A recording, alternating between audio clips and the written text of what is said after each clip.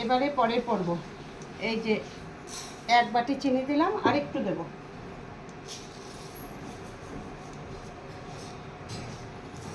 এখানে 250 গ্রামের মতো চিনি দিলাম, 1.5 বাটি।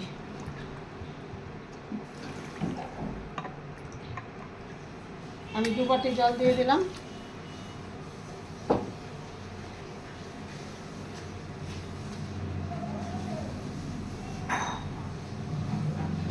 একটু এলাচ দিয়ে দেব,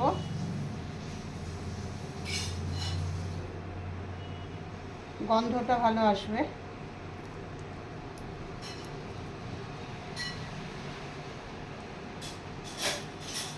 চারটে এলাচ দিয়ে দিলাম। আর পরে লেবুর রস দেব। লেবুর রস দিয়ে দিচ্ছি যেন এই চিনির শিরাটা জমে না যায়। 1 চামচ মতো আমি লেবুর রস দিয়ে দিলাম। এবারে আমি এটা বন্ধ করে দেব। স্লো কুকে দিয়ে দিলাম। দিয়ে এই দেখো সব দিয়ে 2 ঘন্টা পর আসবো। ঢাকা দিয়ে 2 ঘন্টা রেখে দেবো। চিনির শিরায় দিয়ে আমি ঢাকা দিয়ে রাখবো। তারপর ঠিক 2 ঘন্টা পরে আসছে।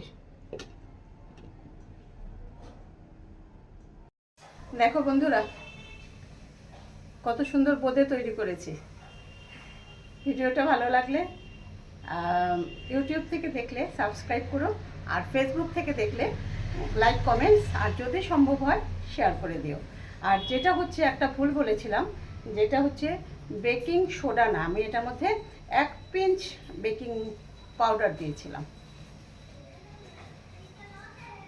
দেখো কত সুন্দর লাগছে দেখতে, খেতেও তেমনি সুন্দর। এটা একদম নরম, একেবারে একেবারে ধরলেই একেবারে দেখো একদম গলে যাচ্ছে, এত সুন্দর। চলো টাটা, সবাই ভালো থেকো।